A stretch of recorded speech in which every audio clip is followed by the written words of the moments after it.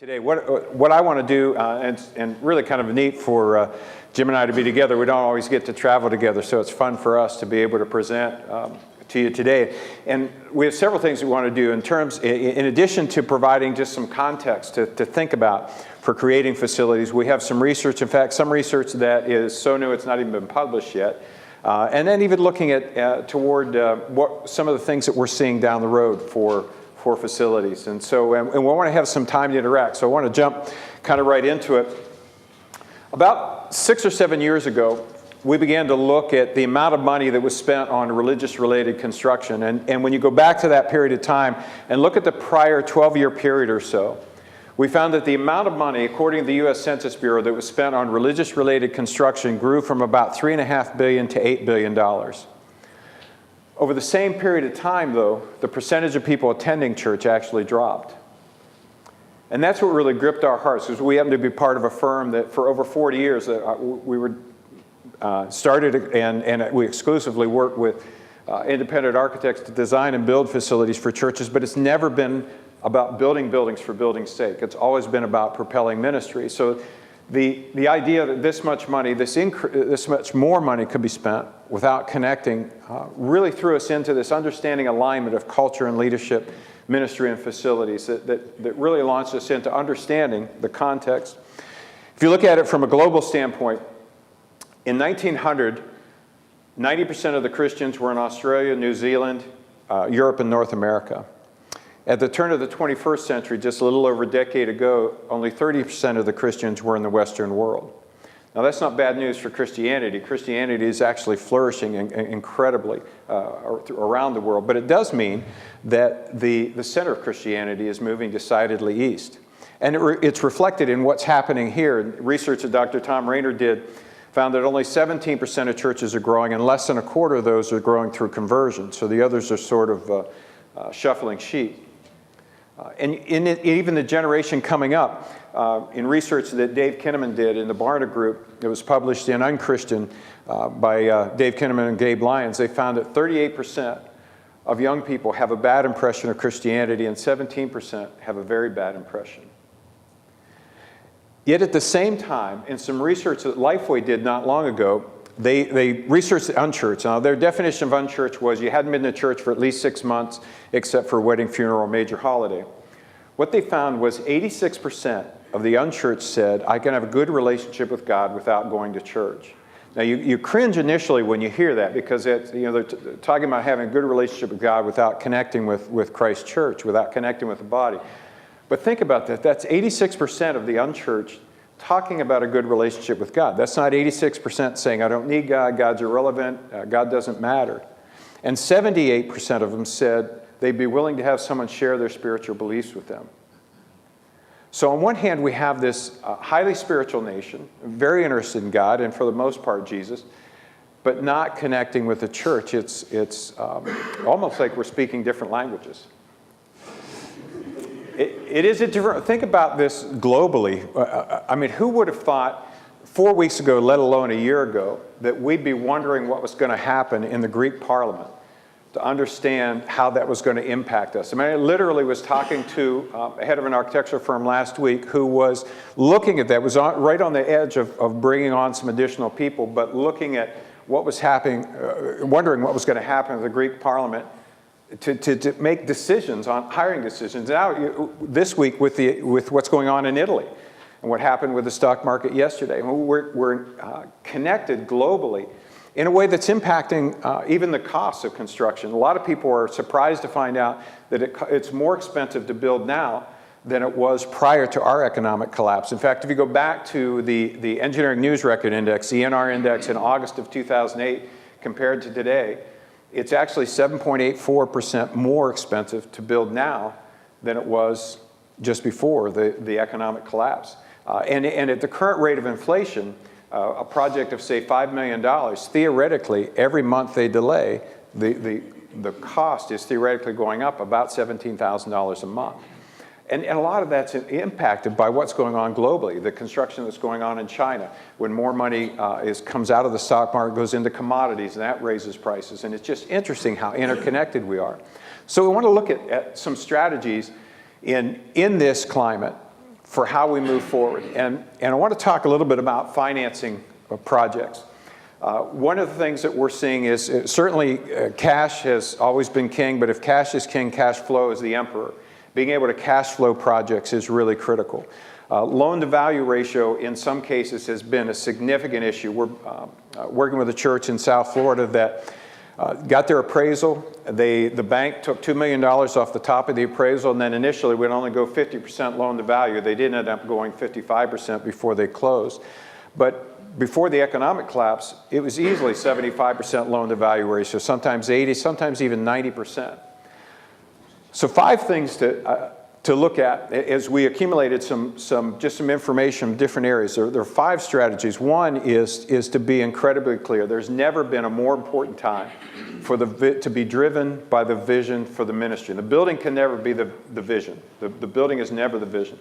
But the vision, the picture that God's given you for how to change the future has to be what drives the vision. And then it has to be clear on on the need for the facility and on why the facility is necessary to bring about that vision. Second one is plan ahead. And this comes into the idea of the cash flowing the project. You want to begin to think about creating a gap between your unrestricted giving and your expenses. What banks are looking for is your demonstrated capability to handle the loans. So the more that you can plan now for increasing that distance between your unrestricted giving and your expenses, the better. Whether you take that gap in the meantime and pay down existing debt, or save it, or invest it in non-recurring expenditures, whatever you do. Third thing is start early.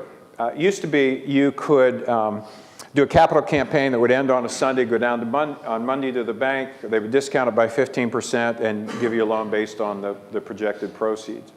Now most lending institutions are wanting to see 6 months demonstrated capability of being able to see those funds coming in, which means that now the capital campaign, if you're going to have a capital campaign as part of the project, it needs to move further upstream.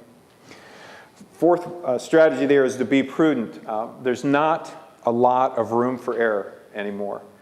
And so the professionals that you work with, whether it's design, construction, communication, generosity, whatever it might be, those decisions become very, very important because there's just not a lot of room for error anymore. And the fifth one is consider alternatives. We've seen an increase in a variety of ways of funding projects. So certainly some increased denominational funding and some other programs that, and so really encourage you to look beyond just your local lending institution to some other funding institutions that specialize specifically with churches. And we found them to be able to tailor things that are more directly tied to churches. Of the projects that get to the design stage, that get to where design is completed, and then stall at that point, the vast majority of those are either because they overestimated what they could afford or underestimated what it would cost, or both. And I want to just kind of add a perspective here, and because we've a lot of times when we're helping to keep it within the budget, or where's your faith, and that kind of just trust God that this will happen, and I want to give you, this is my perspective on it. I feel like God has ordered this world according to certain laws and principles. Gravity, for instance. If I go to the top of a 10-story building and jump off, we know what's going to happen. Well, the same God that made gravity is the same God that made math. And I think it's interesting, in the latter part of, was it Luke 14, where Jesus is talking about the cost of becoming a disciple, but one of the analogies he uses is who would start out building a tower without first counting the cost, unless you get partway completed and be ridiculed for not being able to complete it. Now, there is a place for faith. And I do believe that God still does miracles. And I could go to the top of a 10-story building and jump off, and he could save me. There is that possibility. I think he does miracles. But if I'm going to do that, I want to be really sure that it's faith and not presumption. And I think we need to take that same kind of approach to the finances, so that you're the planning all the way through. In fact, if you think about the early phases, and I'm not looking at any particular time, but if you think about it, there's typically 4 stages: preparation, planning, design, and construction. And this dark line is what represents your control of what the project will be. And you notice I'm showing it toward the end of the planning phase, and certainly in the design phase, your control of what the project's going to be drops dramatically. Now that sounds counterintuitive, because the majority of the money that you're spending isn't coming till after that. But the reality is that when people begin to see pictures, begin to understand how this is going to impact them, they begin to identify with the work that you're doing, it makes it very difficult to change directions. Certainly not impossible, and that can happen, but recognize the importance of the early phases. Even though there's not a lot of money that's being spent there, those are the phases that are informing how much you're going to spend, how it's going to be spent, where it's going to be spent. And it's not just about financial fit, but ministry fit. This is a square watermelon, and they grow these in Japan. They actually take tempered glass cubes and essentially plant the watermelon in there, and it grows to take on the shape of the cube. And they're able to sell the watermelons for about 5 times what a normal watermelon sells for. But it makes a great metaphor for what Winston Churchill is credited with saying, that we shape our buildings, thereafter they shape us. Now, all of you recognize that. The facilities you're in, whether you rent them, own them, whether it's multi-site, whatever it is, you recognize that the facilities you're in affords you the opportunity to do some things that you wouldn't otherwise be able to do. You probably also know there are certain limitations. Maybe size, maybe relationship of spaces, maybe the appearance of facilities, even location. We worked with a pastor out of Dalton, Georgia. I grew up in Dalton, Georgia, went in the Navy, and came back, felt led to start a church in downtown Dalton. And as I remember the stories he told me when they were planning the church, now Dalton is not a transient community. And in areas where it's not transient, high school sports are a big deal, and high school rivalries are a big deal. Well, as they were growing, they had an opportunity to rent one of 2 high schools. Well, you can already see that decision begins to shape even the ministry opportunities that they may have.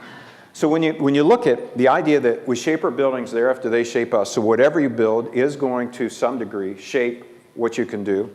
The fact that if you're like most churches, you're going to spend more on facility-related costs than anything else, with the exception of possibly staff-related costs, and staff is usually easier to adjust. And the impact on the congregation that we'll see in some research in a little bit here.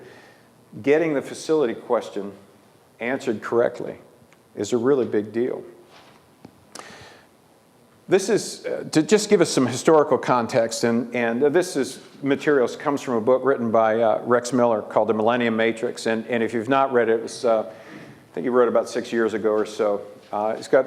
Really does a great job of analyzing the ages of the church. You know, the idea of the oral age up until the advent of the printing press, which brought in the print age, until television, which brought in the broadcast age, and the internet, bringing in the internet age, and just how those different ages influence the things that we do. And we don't have time to go through all of this, and I really do recommend the book.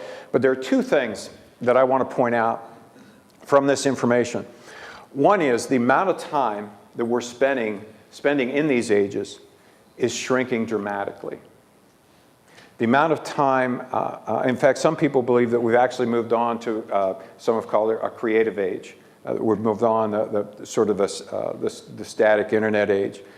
The second thing I want to point out is in each of these stages, the role of facilities has been dramatically different. And so as we move ahead, the role of facilities is changing again in the world that we're at. I've been doing this now for over half my life, and there was a period in time where it was fairly formulaic based on your particular denomination. Once you got to a certain point, whether it was 80% of your worship capacity or whatever it might be, the next thing was to double the size of the worship center, or add a family life center or fellowship hall, or add additional educational space. It was very formulaic. We don't have that same, I don't know that luxury is even, I was going to say luxury, I don't know that's the right word. I think what's neat now is that there's not one dominant stream of Christianity. Like for a while we had sort of the seeker-sensitive model. There are different things. And so what that will do, I think, is force us to think in our own specific context. We often run, you think about the components that go into developing a facility. We often run to create. And we see this all the time with churches will see something that they really like at another church, or even at an expo like this. You see things that you like, man, that is cool. We want that to be a part of what we do. Or they see something that's working, and that works at another church. And I could remember when I could tell a church that had just gone to a leadership summit at Willow Creek and came back. And they said, we know what to do now. Get rid of the ties, get rid of the hymnals, let's project it up on the screen. And sometimes that worked and sometimes it didn't, because they didn't understand below the surface what was really working at Willow. What I think is important is we start at the bottom going up. That the first step is to understand who you are, understand your own personal DNA, your history, the denominational background, the gifts and strengths and the passions that you have in your own church. The second step then is the context. What's the context that you're in now? What are the communities? And there are percept studies and some tools that are really helpful in understanding that. And then really looking, seeking God in terms of who is he calling us to reach, and allowing those to inform what is created. I was working with actually a friend of mine, and I remember him saying, I really like this, I want this in here. And I knew him well enough to be able to say this, that with all due respect, it doesn't matter what you like. It matters what's necessary to accomplish the mission and vision of the church, and that's really what needs to inform it. So we want to look at some research now. Jim's going to share some research that we've done with Lifeway. We're going to pass off the one lapel mic we have. Okay, everybody doing all right? We're just going to move right along here. I think Bill had 15 minutes allotted. We timed all this out before we came here, and I think we're already behind schedule, but that's all right. We got some float time in there. Cogun is part of an organization called Cornerstone Knowledge Network, and a lot of what we do is research. We believe in research, and we like to do research before we drive. And in fact, really the whole reason we do research in the area of church design and church construction is so we can come up with best practices and the best information that we can then feed back to you like we're doing today. And that's what I'd like to do. I'd like to go through a project that we did about 3 years ago with Lifeway Research. Ed Stetzer kind of directed it, and we codenamed it Sacred Space. And basically what we wanted to do, most churches, if not all churches, say we want to reach people who don't go to church. We want to reach unchurched people. So we thought, well, why don't we ask unchurched people what their views are on sacred space, and find out, first of all, is church design even important to you? And secondly, what is your third place? And you probably are familiar with that at this point, but basically it's an area that where people can go to just sort of informally hang out with their friends and interact and communicate. And then the last thing is we wanted to know, do you have a sacred space? And what do you think about the church designs or the churches that we're building these days? And get honest feedback. And we did get some honest feedback, and you'll see that here in just a few minutes. So beginning with the third place idea, we put the survey together so it was kind of not very threatening to begin with, and just get them into answering the questions. So we basically said, in what setting other than a home would you be most likely to meet and interact with a friend? And these are the responses that we got. They could choose from any one of these venues and so on. I won't go through all those with you, but the top three, by far, the top one was a sit-down restaurant. Secondly, I go to a bar or nightclub to meet with my friends. And thirdly, I go to a local coffee shop. Now again, these are people who don't go to church. In fact, there were 1,685 people that answered this. So there's a real good cross-section across the country and denominationally, and we'll see some of that here in just a minute. Then we said, well, why do you go to there? What reasons contribute to you choosing to meet in this setting? And those are all the things that came out on their sort of top-of-mind, free-form answers. But these are the top three things. As we assimilated them and grouped them, we can eat as we talk, we can hear each other, we can enjoy a common interest. and I'll summarize all this in just a second here. What reasons contribute to you choosing to meet in this setting? Just another way of asking the same questions, and you can see the different responses there. But the top three were the setting feels relaxing, setting is casual, setting is simple. What is it about the layout and the fixtures and the design features that make it a good place to interact? It's a quiet environment, not too noisy. I like the way the seating, the tables are. It's spacious, it's open, it's not crowded. So, if we were to summarize all of that, the summary sentence would look like this.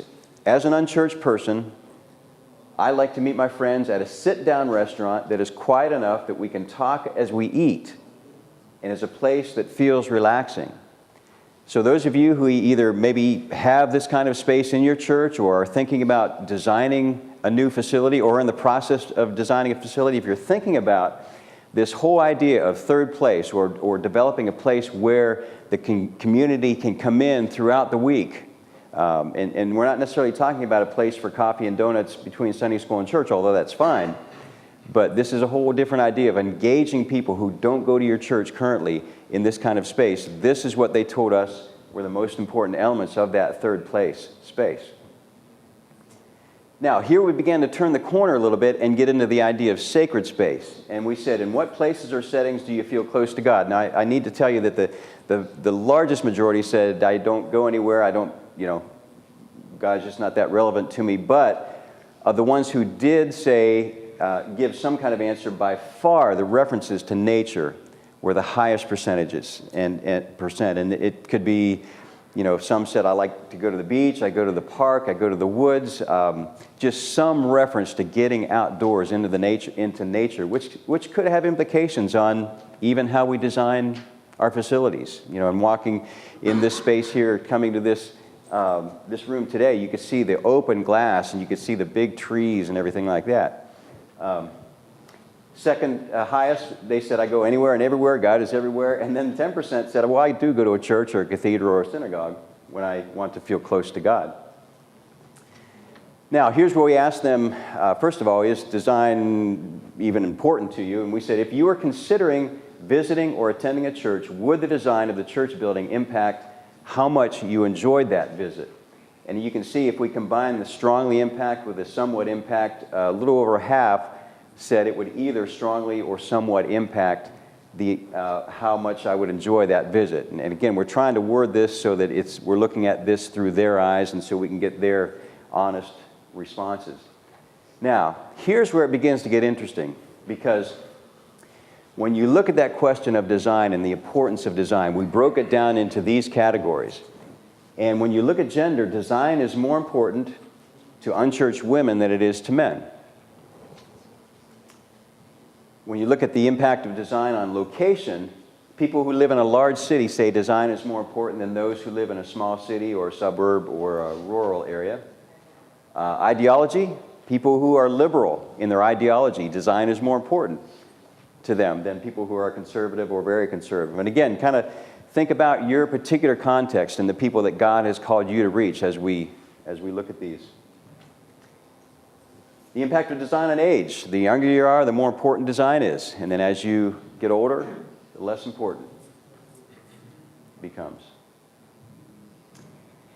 If you're living together, design is more important than if you're divorced, widowed, or a single parent.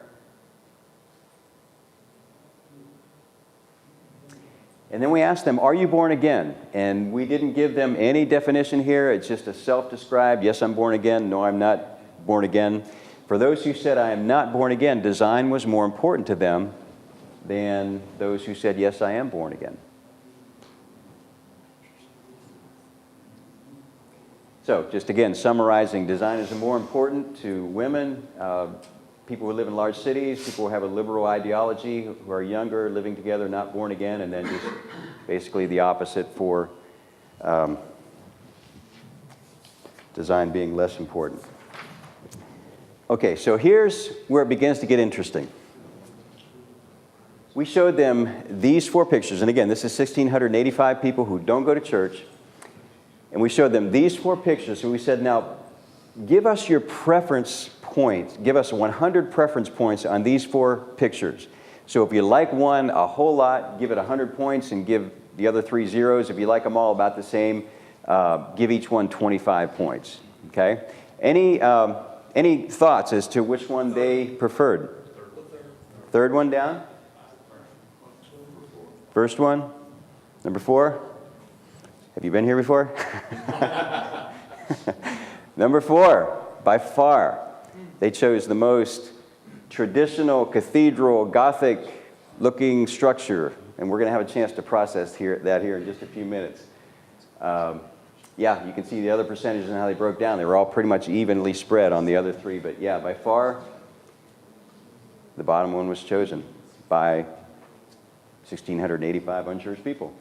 Now, before I show you this, I gave it away. A year later. Just real quick on that. What was the age, this demographic on that citizen, your population? Yeah, overall, it was a good cross-section, because we asked the same question after we got this. Well, you know, is this primarily younger, older, whatever? There's a real good representation over that 1,685 people. What's interesting, though, is that the younger 20-somethings actually had a higher percentage than 48% when they chose that building. So, and there were some other dynamics I wish I could remember off the top of my head, but it's an interesting question. Now, we got to thinking, well, what do church people think about these same exact buildings? You know, are church people thinking the same as unchurched people? Here's what they said. Almost the exact opposite. Church people preferred the upper building. Unchurched people preferred the lower. So here you can see them a little bit better. Unchurched, church.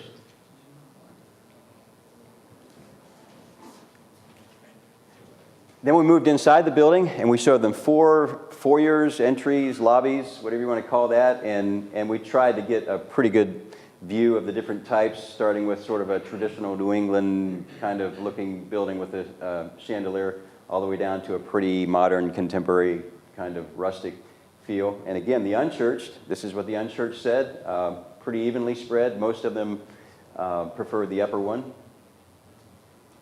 And here's what the church said, which was fairly similar. In this particular space, church and unchurched were pretty much in agreement in the spaces that they preferred. Okay, and then we moved a little bit, there we go, church, unchurched, same space. Then we moved one more. We showed them one more set of photos, and we looked at sanctuary interiors, and we showed, you can see the upper area is kind of a multi-use gymnatorium, sanctinasium kind of space. Next we've got a pretty ornate long rectangular, and then another one that's a little bit less ornate, but still the long rectangular, and then the kind of the fan-shaped seating that you might see in some of the larger churches. Here's what the unchurched said they prefer. Highest percentage on that second one down, most ornate, most long rectangular pews. Here's what the church said. Again, almost the exact opposite. You can see the upper one was the preferred one. If we look at a close-up of them, that's what the unchurched preferred. That's what the church preferred. Okay, does that surprise you? Any? No? Do you think any of this is just preconceived notions of what unchurched people have or what churches used to be? Let's ask him. Okay. It's a good segue. Thank you. Thank you. You're welcome. Bye-bye. And I don't practice religion, so I don't go to a place to These guys don't go to have church. an interaction with God. It's wherever I'm at that time, because that's where I feel that we are. I don't really have probably a real defined, structured belief in God, but probably closer to like an American Indian or a native, that there's something there this sitting here amongst this, I mean, there's something at work here. And I think, at least for me, bars are nice because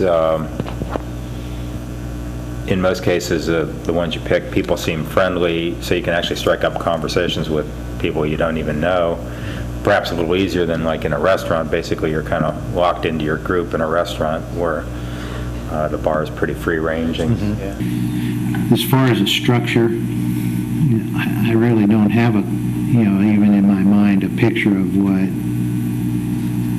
is ideal, because I think it's citizenship and relationships. Whether it be, lighting or embellishment, whatever that be.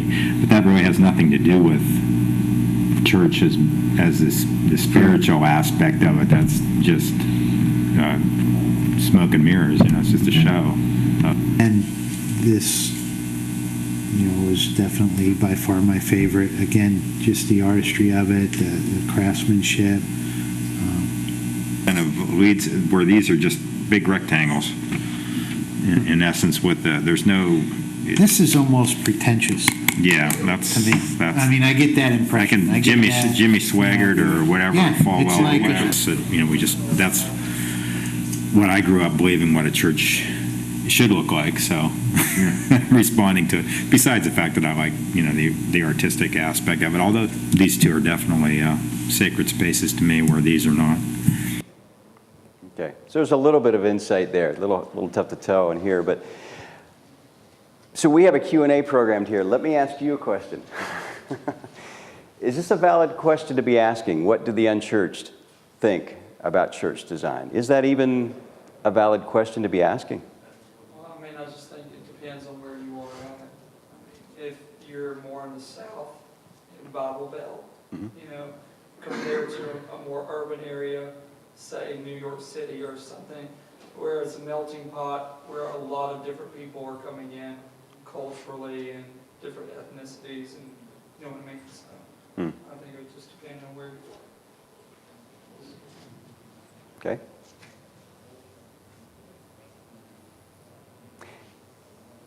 How many of you are actually in a building program or planning a building program? Designing a building or thinking about designing a building? Have any of you asked the question, what would an unchurched person think about the building that we're designing? And again, is that even valid? Yes? Well, I think the challenge, and he even said it, it's what he thinks a church is supposed to look like. Right. And that's different than what a person experiences when they come to the church. Mm-hmm. That's a good point. Just being more pragmatic, the unchurched guy isn't paying the bills.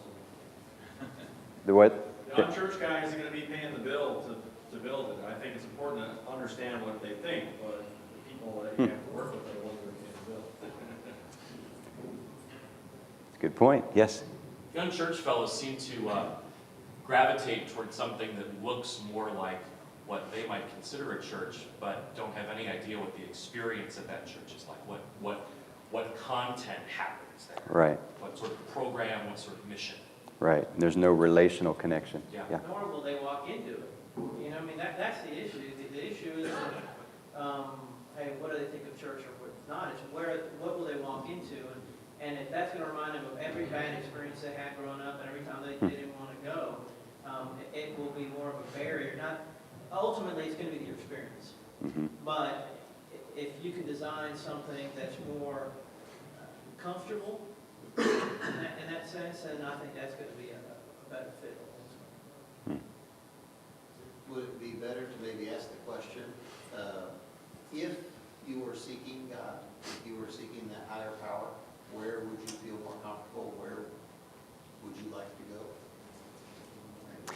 Yeah, it's kind of along the lines of, I forget how the question was worded, but if you were to meet with God, where would you go? And then all the references on nature, it was kind of similar to that. But yeah, my guess is that's what they would respond with is some kind of... Although a friend of mine's in San Diego, a guy became a Christian reading the Bible in his apartment, literally, got on his knees and prayed. He figured he needed to go find a church. So he went out his door and he walked downtown, and there was a traditional church with a cross on the top, and he walked in, and even funnier than that, he walked in and was able to talk to the senior pastor. So he chose that particular style of building just because, yeah. That's where he thought he should go. Interesting. Well, I think the other thing too is that the question asked, what is the sacred space, right? It's not what is the church space, what is the sacred space, which has a different connotation to me. You think back to the tabernacle and the holy spots, but there's the holy of holies, right? Where the priests would go in, right? To me, that's a sacred spot. But most of the churches we run, we don't have a sacred spot. Our auditorium is not a one-time use thing. We also do kids ministry in there. We kick soccer balls in there and stuff like that. So to me, that sacred space is almost disappearing because the fact that we use it on so many different. Interesting. Yes. Even, they mentioned that the pretentious look of the one that made them think of Jimmy Swag. Even when they were talking about the bar, they didn't talk about the building. They said, I want to go someplace where it seems friendly. There you go. And so I think the real question would be, where do you think you're going to find that? And so I think that seemed to be more important to them than what the outside of the bar looked like. It's probably the same thing once they got in the church, is whether it looked like a church or whether it was friendly and something I think you mentioned earlier. That's just based on what they were saying, that's how I would take away. That was more being able to interact with people and on a friendly basis is more important to them than what something looks like. Yeah. Yeah, interesting point. He didn't say, well, I like the bar because it's got oak railings and I like the seating, whatever. He specifically said relationships. And that, my own personal view, and I've had a few years to live with this now, is that that's the key. We've all seen the statistics that say, 83% or 80 whatever percent of people will come to a church because they were invited by a friend or a family member. There's always that relational connection. So I think if we lead with that first, the building design takes much less of a priority in the mind of a person who doesn't go to church. And in fact, a good way to wrap this up is Ed Stetzer, who directed the research. He's got some closing thoughts on this, and then we'll pass it along to Bill. These are good. Studies like this can be a great help and a great danger. They can be a great danger if anybody would take a study like this and say, if I'm going to build a building that looks like this, unchurched people will come. It's just not reality. I mean, years ago, people used to say, you build your buildings, they'll build your church. Well, that's based upon a real fundamentally flawed premise. The reality is church buildings should be built by churches that are growing and already reaching people. And they're trying to ask the question, how can we reach more people more effectively? How can we minister to those God has sent our way? And so when you look at this study, our exhortation to you at Lifeway Research, and I share the values of the Cornerstone Knowledge Network, is that the lessons to be learned here are the way unchurched people think, but not everything unchurched people think is what we need to do. What we need to do is understand the way that they think, but our task is to be about the church. And the church, we're not talking about a building. We believe the church to be the body of believers, Christ followers on mission together. And church buildings are tools. And the problem is, in so many cases, tools become rules. And ultimately what happens is we end up spending all of our time servicing the facility rather than living in the mission.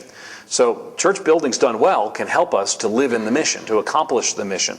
The challenge in our culture is people often equate church with that facility. And we need to remember as we build buildings that that's not our focus. Our focus is ultimately using this as a tool to accomplish the mission that God has given us. Anytime you look at research, and research like this indicates preference, the unchurched said, we prefer this facility. But let's just be honest. If the preferences of the unchurched about church facilities led to the action of the unchurched, that beautiful buildings would be their preference to go, then Europe would be the most church continent in the world. It's not. And so ultimately, we're not going to win this continent or any continent for Christ by building beautiful or ugly buildings. Either of those things are not going to accomplish it. What's going to happen is Christ's people, shaped and formed by the mission of God, engaging in their community and their context. So buildings are tools that we use to accomplish the vision and the mission God has given to this unique church. And we need to remember that the buildings are shaped by where God's called us to go. The how of church construction is in many ways determined by the who, when, and where of context.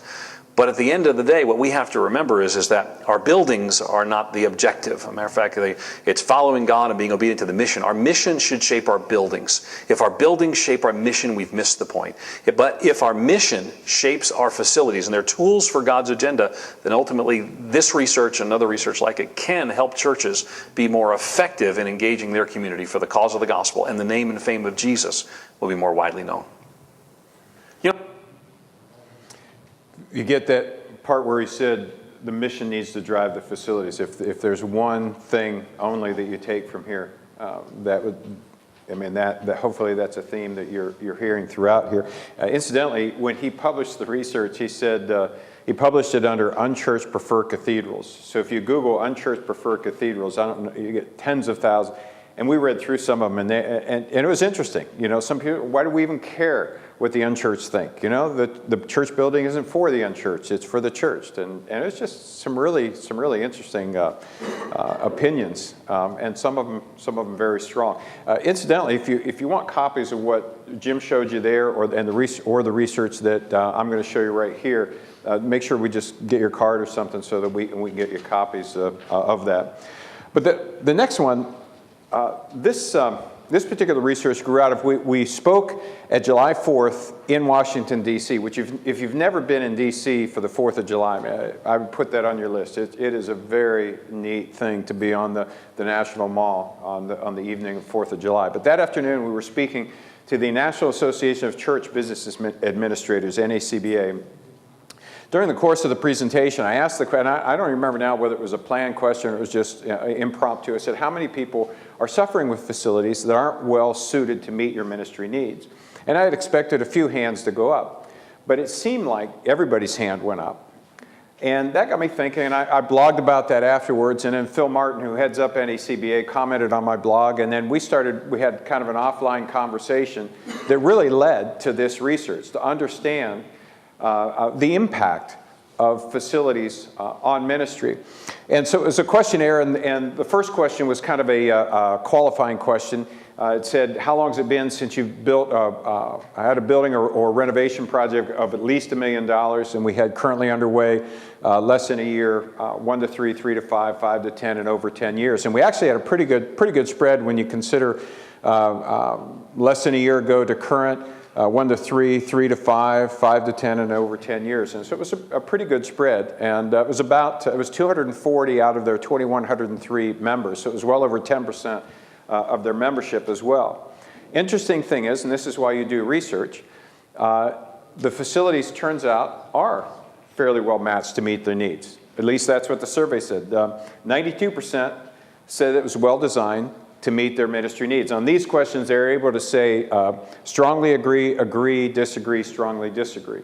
So so you have 92% strongly agreed or agreed that their buildings are well designed to meet their ministry needs. When you get in and look underneath that a little bit, when you go beyond 3 years, most of the disagree to that statement happen in projects older than 3, and all of the strongly disagree occurred after 3 years. So while overall, you know, it was, they were well, did meet the ministry needs. When you get beyond 3 years, it starts to get a little more cloudy. Some of the other questions really, we've done some other research with Dr. Rayner and the Rayner Group before he was president of Lifeway, that found that in general, building programs are a positive experience. And you know, 88%, the vision of the project was clear to the congregation. 83% said the harmony in the church increased. 76% said the attendance in the church increased. So in general, it was a positive experience. Where we see a little bit of a hiccup is in this statement. The total project came in at or under budget. And if you notice in the purple and the green there, 35% either disagreed or strongly disagreed. And 16% strongly disagreed, which would lead you to believe that 35% of the projects went over budget and 16% of them significantly over budget. Now that's of projects that actually got built. There are a great number of projects that go through the design phase and then don't go on, usually for financial reasons. And I know of no statistics on that. Anecdotally, people talk about 50%, and you know, and I could give you our experience, but I don't know how many. But this is 35% of the ones that actually go into construction. So that was significant. Now then there were some questions where there were a group of things, and they could pick 3 that were the most difficult parts of the process, and then the most positive parts of the process. On the most difficult parts of the process, the top one was raising funds. And you know, you would think, well, certainly in the last couple of years that's been true, but even beyond then, that's been number 1. Notice number 2, The second most difficult part was matching the ministry needs with the building design. It was a high, very positive, 92% saying it was well designed, but it wasn't easy. It didn't come automatically. Now the third one, impact of the process on the congregation. Look at that, and then what were the most positive parts of the process? Look at number 2, impact of the process on the congregation. So it ranks high in terms of the most difficult and ranks high in terms of the most positive, which says to us, for better or for worse, this is going to be a significant impact on the congregation, for better or for worse. And then the second and third one there were related to defining and communicating the vision. Now the most interesting part of the research to me was on the last 2 questions, they had a chance to write in. So it was on the next project, what would you definitely do the same? And the last question was on the next project, what would you definitely do differently? And these were interesting. Some of them struck me funny, not forcing me to answer stupid questions. That was my favorite. Have our senior pastor go on vacation while we build the building. I vote for that second one. Okay, yeah, there was more serious maybe than funny. Some of them were instructional. Remove the church's building team completely from the future building projects they don't understand. We see that all the time. They'll set up a building committee that's made up of maybe people that are affiliated with the building industry, but they don't know the mission and vision of the church. And these are the people that you're bringing on to be the link between the industry professionals that you're bringing in to design and build the facilities. They've got to not only be aware of, but they've got to embody the mission of the church. And then don't cut corners to save money, do it right or don't do it, not let the vision exceed the ability to financing smaller, quality smaller projects instead of having to make quality cuts for cost reasons. Never be the GC on the project. And some raised more questions with me than they answered. Keep the pastor out of the building phase. I would like to use a different architect, but cannot do so for political reasons. It makes you kind of wonder what's going on there. We have a new pastor, so nothing will be the same way. Kind of get the feel for, kind of wondering what's going on there. And some you could feel their pain. We're not building again. Just a flat statement, we're not building again. There will probably not be another building. And to the question, what would you definitely do differently? Everything. And to the question, what would you definitely do the same? Nothing. So it's kind of interesting. Now, we took all of those answers and began to group them into buckets to begin to understand kind of where the majority of them fell in. And the vast majority of them had to do with the design and construction partner and the way they work together. And this is how it broke down. 15% same contractor, and I won't read all of that to you, but just to summarize it for you, whoops. Just to summarize it for you, 37.9% wanted the same architect, contractor, or team. 27.9% wanted a different architect, contractor, or team. Or one of the things that was interesting is 33.3% of the answers had to do with using the same team, different team, or design build. In other words, there was an issue of collaboration that either worked well and they wanted that to happen again, or it didn't work well. So that was the largest bucket. What that was saying to us was one of, and perhaps the most significant decision you make is who the design and construction professionals will be and how they're going to work together, what project delivery method they're going to be working together. The second largest bucket was how would you do vision? And in terms of what would you definitely do the same way, you can see 59% would do the way they communicated before, the way they received input, and the way the vision was defined. Those were the key components. What would you definitely do differently? They'd better communicate the vision. So while again, you go back to the vision was communicated well, but it was hard work. So these are the kind of our summaries of the findings, and this actually isn't published yet. It'll be in the winter edition of the NACBA's Ledger. Again, if you want a copy of the article, certainly see us. But building programs are generally positive experiences. Defining and communicating the vision effectively is hard work, but it's worth the effort. And remember to gain input from the church. That seemed to be an important part of the communication process. A large number of projects, as many as 35%, go over budget, and some significantly over budget. The design and construction partners and the specific project delivery method you select may be the most important, most significant decision you make. Raising funds is an important key to the success of the project, and carefully selecting the right partner in terms of capital stewardship and generosity is an important part. The building program will have a huge impact on your congregation, for better or for worse. So any reactions to that research? Like I said, it's still brand new, and we're still processing some of that.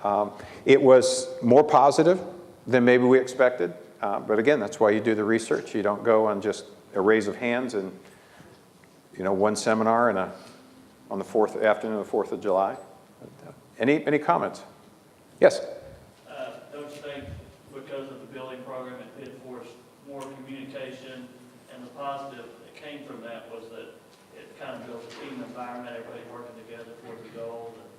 I mean, is that what you're sensing? I think that's an excellent point, and this is the danger and the opportunity of a building program because of the capital resources, because of the emphasis on communication, because it is a huge change initiative. It is going to force some things to the surface of the church and it creates some opportunities. But it's why it's so important to keep the focus on the vision for the mission of the church and not on the building. It's so easy to get shifted over to that. But yeah, I think that because it forces you to really think through the communication issues, maybe that was where part of it came from. Other comments? Yes? Any data on why they went over budget? No, it was just, one of the questions was, our project came in at or under budget, and they were able to respond in those 4. But it might be a good, actually might be a good follow-up research project. And again, these are NACBA, National Association of Church Building Administrators, those churches that are part of that organization. Yes? I was impressed with how positive the turnouts were, and that I don't know the time of the study or the statistics exactly, but I know Barna's done a study about how the percentage of senior pastors that are still with churches after doing the building project. And it's staggering how many pastors leave the church, or leave that church, or leave the ministry altogether because of the building project. Yeah, I've heard that. I've actually not seen that research because our experience doesn't play that. And again, ours is it's a huge industry, so ours is just a microcosm of everything that goes on. But I do think that a building program is like financial difficulty with a couple, or having a baby it's going to surface the issues. The issues that are underneath the surface. And so if you've got a pastor that feels alone or is burnt out or whatever, man, this is certainly going to accelerate that. So it is, it is, you certainly want to take care of the people, all the people in leadership in part of this. Yeah? I think part of it's coaching too. I work with the denominational offices, and I coach churches through the process, and probably done 100 projects over 15 years, and we've had we don't see pastors leading, but that's because one of the first things we say when you go in is that the pastor cannot be leading this. Yeah. They need to be a part of it, providing vision, but they really shouldn't be. And probably the times when we have seen them leave is when they have chosen to involve in the process, and they themselves almost burn themselves out in the process. Yeah, it definitely has a huge impact. Yeah. Anything else? Jim, you want to? Transfer this real quick.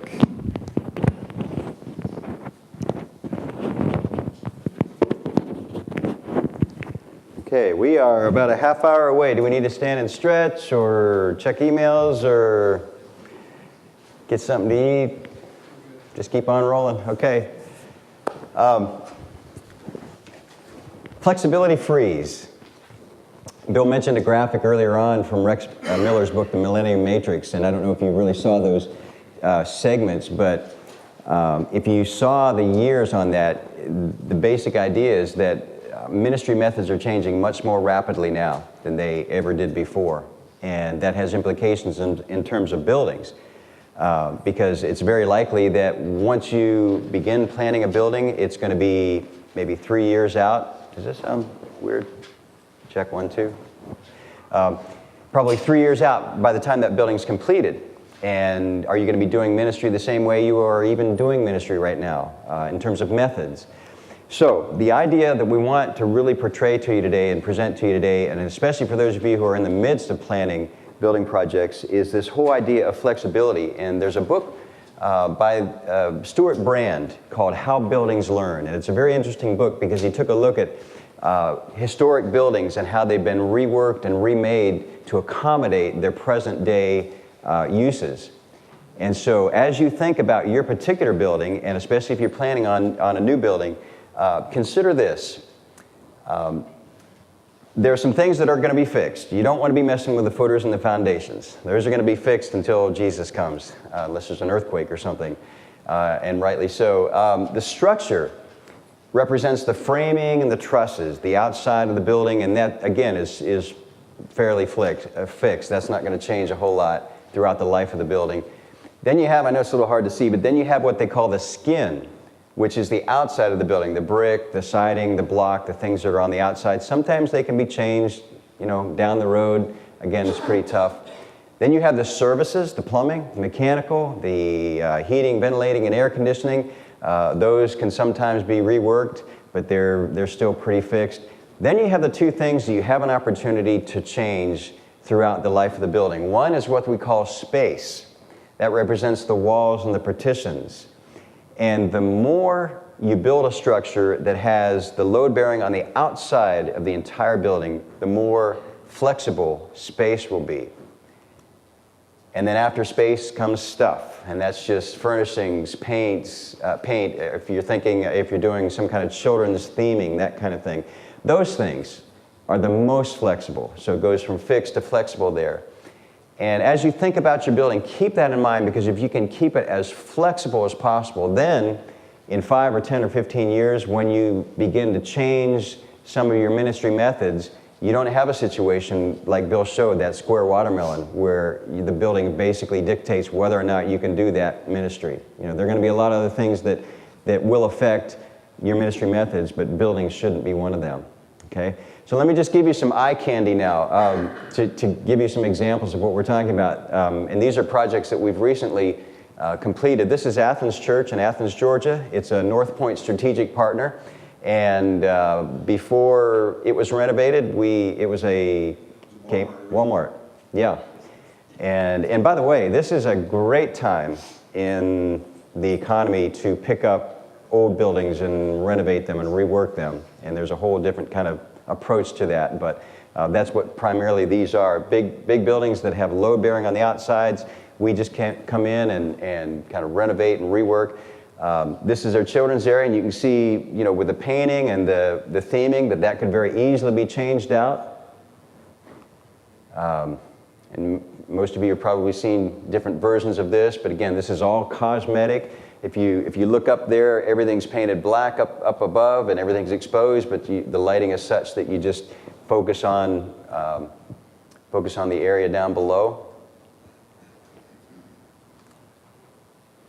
This is all Athens Church. This is a cafe that they put in right between a large foyer gathering area and then another assembly area on this side of it. And those walls only go up to a certain height, so everything can be reworked. This is Elevation in Charlotte, North Carolina. Steve Furtick, we built we renovated their first phase, and you can see from the folks there what their particular ministry focus is, the 20-somethings. And again, this was just a big box. I think this was also Ashley Furniture, warehouse. And this is a good example. This is kind of a sidebar, but this is a good example of being very clear. We were talking early on, very clear about who you are and your context, your local mission field, and who God's called you to reach. They are very open and clear about the fact that God's called them to reach 20-somethings. And so everything they're building reflects that. This happens to be an overflow area. You can see the colors and even the way they finish the floor and that kind of thing. Bill mentioned Rockbridge Community Church in Dalton, Georgia. This actually was more of a build-up that we did, but their children's area again has the cosmetic features that could be reworked, changed out.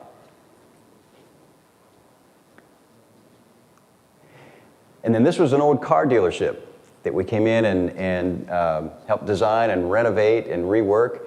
They have what they call Stage 1, 2, 3, which is actually a video venue of their main auditorium, which is across the street and up a little ways, which is an old theater. And that's where they have their live service. And this is a video venue called Stage 1, 2, 3. This is from the back looking toward the platform. And then again, just to give you an example of what it means to clarify who you are and who you're trying to reach, these are actually booths that are part of the worship space.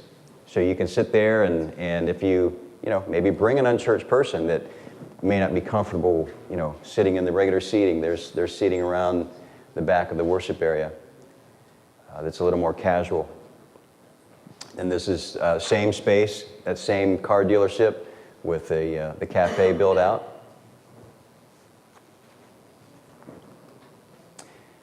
So again, that whole idea of we shape our buildings, thereafter they shape us. The idea here is we shape our buildings, thereafter we shape them again and again and again and again. And one more time.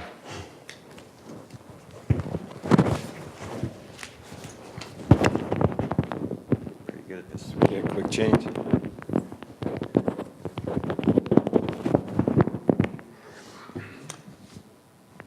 Thinking about the facilities for the future, some of the things that we're seeing. Want to mention again, going back. I mean, this is the formula, beginning at the bottom up. And by now, you're probably wondering why I'm mentioning third place when we're talking about the future facilities. Probably everybody in here has heard that phrase. It was coined by Dr. Ray Oldenburg in his book, The Great Good Place, that he wrote back in 1989, 1990, and through there. It really is one of the founding principles for the Starbucks empire. In fact, a customer wrote this about Starbucks. Starbucks could very well operate without selling coffee. They could charge an entrance fee and offer nothing else but a room and mellow Bob Marley music playing softly in the background, and people would still come. Starbucks recognizes the niche they fill. And Starbucks has had their challenges, and when you begin to do instant coffee that you can take home and drive-thrus, that kind of, I think, works against that. But the reason I want to mention it here is because in the realm of church, sometimes third place has gotten associated with coffee places for kind of before and after worship. You saw in the Athens Church Project, that's what that's for. And that's a good thing, that's a great thing. But it's really not a true third place. If you think about the characteristics of a true third place, it's inclusive and promotes social equality. It's frequented by regulars that welcome newcomers. It's typically a non-pretentious, homey place. Conversation is a central activity. It fosters a playful mood. And it's neutral ground. And that's the difficult part oftentimes for churches, because you have to be, oftentimes a church is seen as a propositional place, not a relational space. Now the one that Jim showed you of the Rockbridge Church, that is a true third place. It's in a downtown area. It actually is a coffee shop that serves people through the week, and it's a true third place.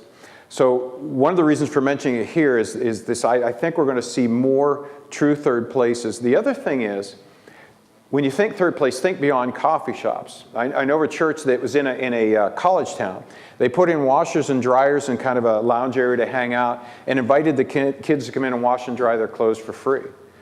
What a great opportunity to just create, you're sitting around waiting for your clothes to be washed, dried, and to be able to connect with people. Another one, a pastor that's a friend of mine had sponsored a softball league. It turns out most of the guys on the softball team were weightlifters and didn't come to church. He went with them one time to a fundraiser that they had, and he said, I realize how you guys feel when you come to church. It's the same way I felt being in this fitness center with weightlifters, when I'm, not a weightlifter, so I understand how you feel. Out of that conversation, long story short, they ended up doing what essentially is a Bible study, and that came out of that, but in kind of a third place. And they were even trying to name it, and the pastor said something about church, and the one guy goes, if you'd have called this church, I'd have never come. Another one, church, Granger, Community Church in Granger, Illinois, they're doing some really neat incarnational stuff. And I don't know a lot about martial arts, but apparently there's a dojo, an area that's, a location's the dojo. Okay, some shaking heads, some people. And I guess when you get to the point where you're leading that dojo, you can actually set the spiritual tone for okay. And so they've got a dojo now it's become a third place that has a strong, very strong Christian influence. So when you think about third place, a true third place is that being able to connect, relational space. This is some information from a book Joe Myers wrote called The Search to Belong. It really he was pulling some research that was done by Edward T. Hall back in the 60s. But something we've not done a good job in designing and developing facilities for churches is honor these spaces. Typically, what we focus on is the public space. And we maximize that, make it as large as we can from a budget standpoint. The rest of the spaces oftentimes are just large enough to get people in and out or to meet codes and that sort of thing. And I think in the future here, we're going to be honoring some of those places, like true third places, that actually allow the development of relationships. There's been a discussion for decades in the church. Some would say more argument than discussion recently on attractional versus incarnational. Attractional being the prevailing model of the church that probably all of us grew up in, most of us still attend. Incarnational is usually associated with house church, missional community kind of thing. Well, to me, the question isn't are you attractional or incarnational? The question is, are you missional? In other words, do you think like a missionary?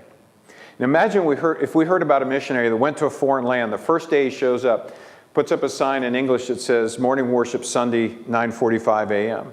I mean, that would just seem ridiculous to us. Because if you think about what we'd expect him to do, we'd expect him to move into that community, to get to know, to not only get to know the people, but to get to understand their hopes and dreams and desires, to really understand what the gospel looks like in their context. Well, I think that's the same attitude, the same approach that we need to take to the cultures and subcultures that make up the communities in our area, and really focusing on that. There are many people now that believe that as many as 50 to 60% of the unchurched population will never be reached through the attractional model of the church. And that's not a reason to stop doing attractional.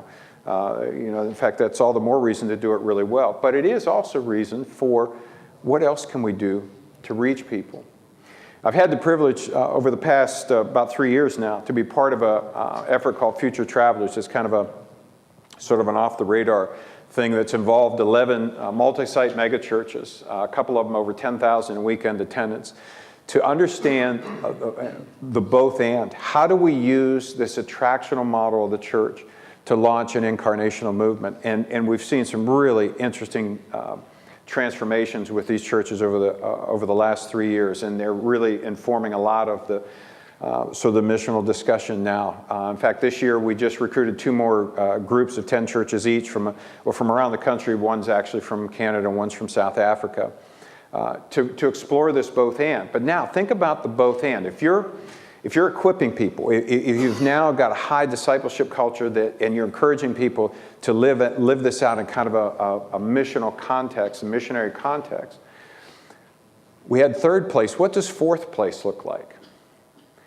Imagine a kind of a digital Barnes & Noble in a Starbucks atmosphere kind of setting that has an Apple Genius bar that for all of your answers for biblical research and history and how to put together Bible studies and how to put together PowerPoints. And it had a sort of prepare, pack, and ship element of like a Kinko's, and maybe even some meeting rooms there. So those are I mean, as we begin to look to the future, those are some of the things that we're beginning to think about. These may be spaces that provide relational connections, but then also are able to equip some of the other, how much time do we have here? Well, if you want to be out on time, we got 15 minutes. Okay. Yeah, I want to have a couple of things I want to be sure to mention here. Jim mentioned the sort of the big box build outs, and that can be an opportunity. You know, you want to be careful. I mean, we've looked at a number of facilities. Looked at a bakery that their only job was to make buns for McDonald's. They made two. Apparently, I guess the Big Mac and the what's the other one? Quarter pounder. Yeah, two different buns. And I don't know if I could do that every day. I respect the people that can. But we looked at bakeries. We've looked at we got one church that's in the process of buying an old skating rink. And they can be a good idea, but they're not automatic by any means. You know, structural issues, you know, just the HVAC, the infrastructure, you want to be careful about that. But I do see, I think that, you know, for the foreseeable future is going to be a viable alternative. Something else I think that we're going to see is more projects that are based on some sort of business model, some sort of financial model other than weekend giving. I'll give you an example. We're working with a church now that bought a 76,000 square foot strip center. And they're leasing 26,000 square feet of it. They have 5-year leases on that, and then we'll renovate about 50,000 square feet of it. The leases that they have on the 26,000 square feet is actually underwriting their entire mortgage right now. So all they really need, the only additional they need to finance is whatever we'll do for their renovations. Take that a step further. What if a church were to incubate businesses in that space? I go to Athens Church. Athens Church, you mentioned, they actually bought, well, in fact, to give you an idea of the economics, they bought, it was about 111,000 square feet. We renovated just under 50,000 square feet. So they've got a lot of room to grow. In fact, they grew from 1,700 was the most they'd had before moving into the facility. They're now over 3,000. And please don't take that as a formula for going on from there. But they have some room to grow in that. But what if they'd have gone in with businesses, with actually setting up businesses?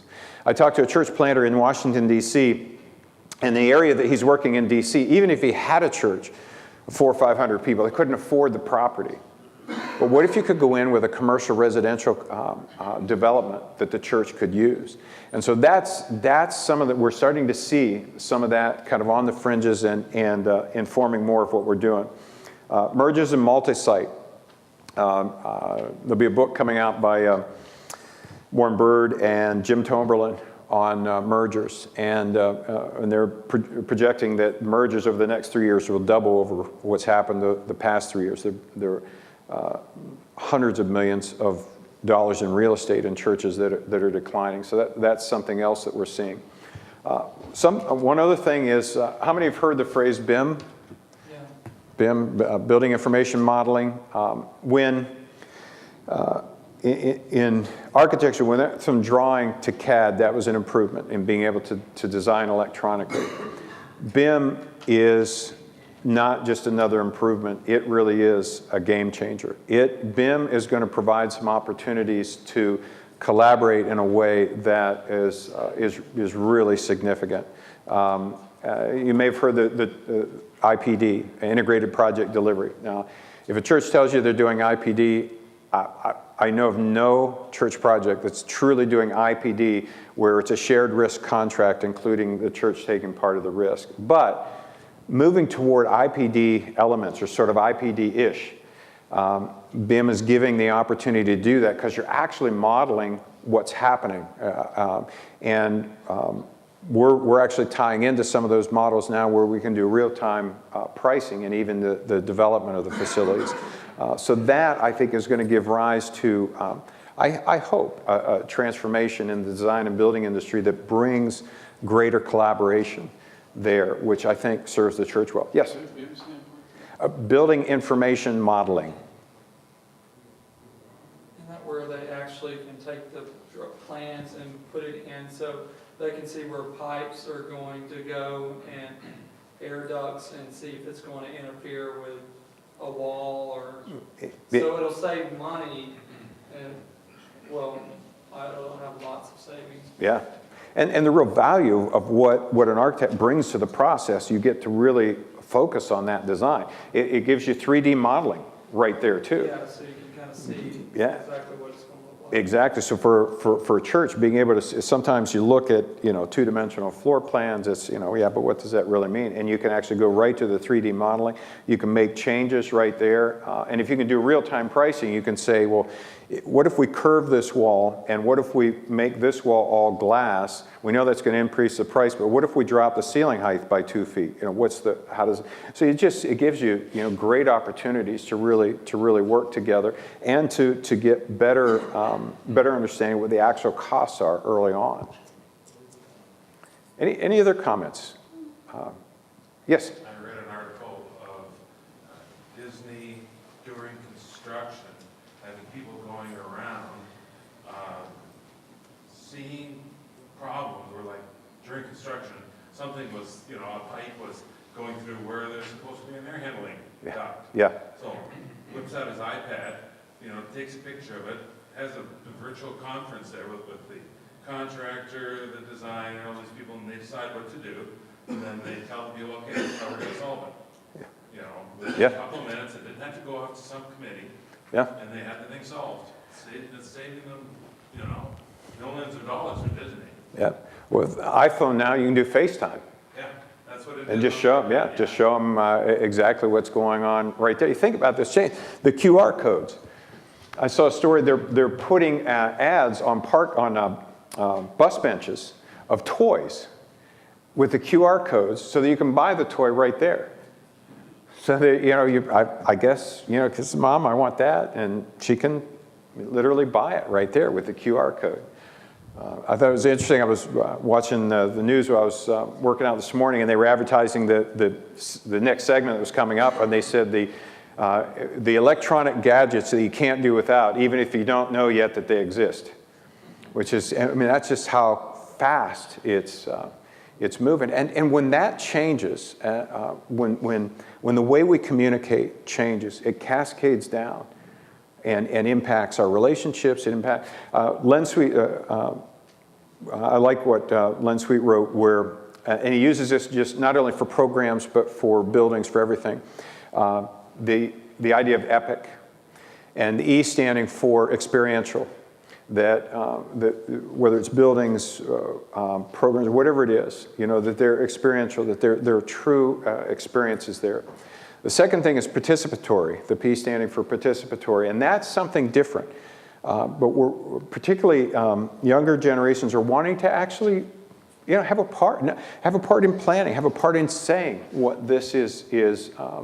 What's happening, what will happen in the service, and maybe even part of the service. Texting, I realized as, I sit with my daughter that she is going to text while we're sitting there at Starbucks, but I realized we actually do have that's something she can do without distracting from our communication. We still do that, so that changes. The I stands for image rich. We are an image rich society, whether it's metaphor, whatever that might be. And I go back to, you think of the unchurched and how they chose sort of the cathedral, which was a shock to us because we just spent 2 decades of designing churches that didn't look like church buildings. And then you hear all of a sudden you get this research or the unchurched say, well, I'd really like to have that. But the images, there are meaningful images that sometimes I think we've eliminated from churches in this sort of approach of not wanting to be offended by looking like a church kind of thing. I think there are some strong images, whether it's candles, community centers, that sort of thing, that can be part of it. The C stands for connecting. How do we connect in everything that we're doing? So experiential, participatory, image-rich, and connecting, I think is really a good overlay for pretty much everything that we're doing.